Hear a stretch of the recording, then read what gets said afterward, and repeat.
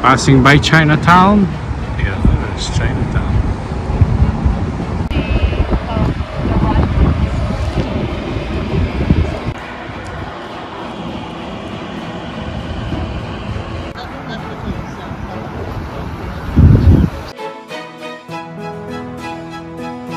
This is the center street.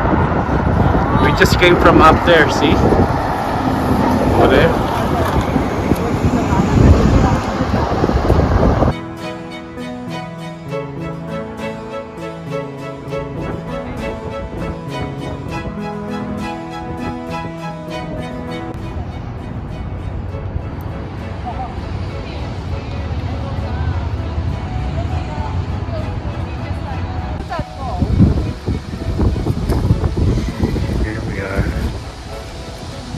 The most iconic bridge in Calgary.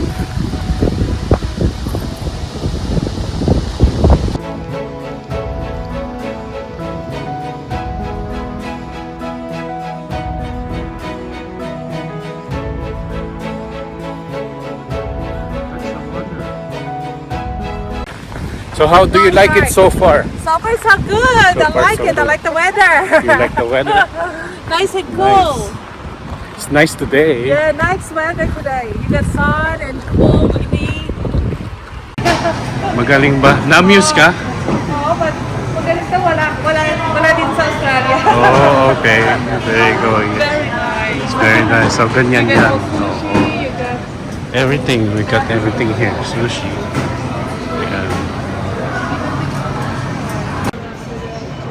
So she found out yung mga noodles dito mas mura kaysa double the price sa Australia. So, yeah. Sila. Amuse. O Tio, 248 dito. Ngayon, 248 ang dragon fruit. Yan, pinakikita namin kay Aida. 248 white. Is that each or per pound? Per kilo, per pound, 298 per pound, the guava. Yes. Ito, napamura, 98 cents a pound. Lalaki. Laki niya. So, what else you have? Mangosteen. So what do you... Mura din daw ang vegetable dito kaysa Australia. Yeah, that's what we think so nung nagpunta kami sa Australia a few years ago. Mas murang groceries dito sa Canada. Ganda na nga pala yan. $2.99. $2.99 na pound. Fish. Right fish. Ganda. That's nice.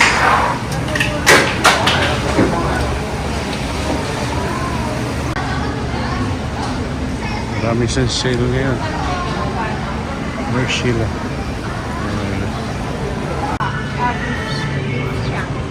Sheila. Oh, Sheila. So, yeah.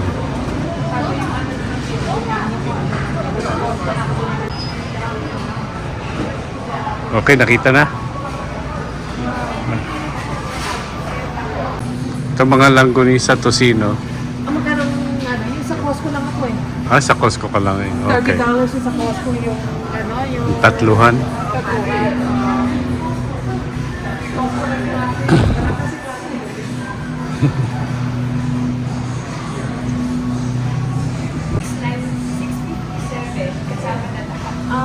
Sa akin ganyan din, kaya lang, hindi ako Chinese kasi wala lang kaming tao eh. Hindi man kilala. Pero wala akong sapo, syrup lang. Ang syrup ko, very light na kasi light na nung sago. Ganon lang yung syrup niya, clear na ganon kulay. Hindi siya talaga sour kasi wala din siya ng mga kanya fresh. Yan, ganyan, pagka Ganyan din sa Oo, tapos ito, pag nagsasave itong ganito, yun na lang binibili ko. Merong sweetened, may unsweetened. Okay. So, Kasi marunong ka namang oo, kaya ito naman. Minsan $2 lang.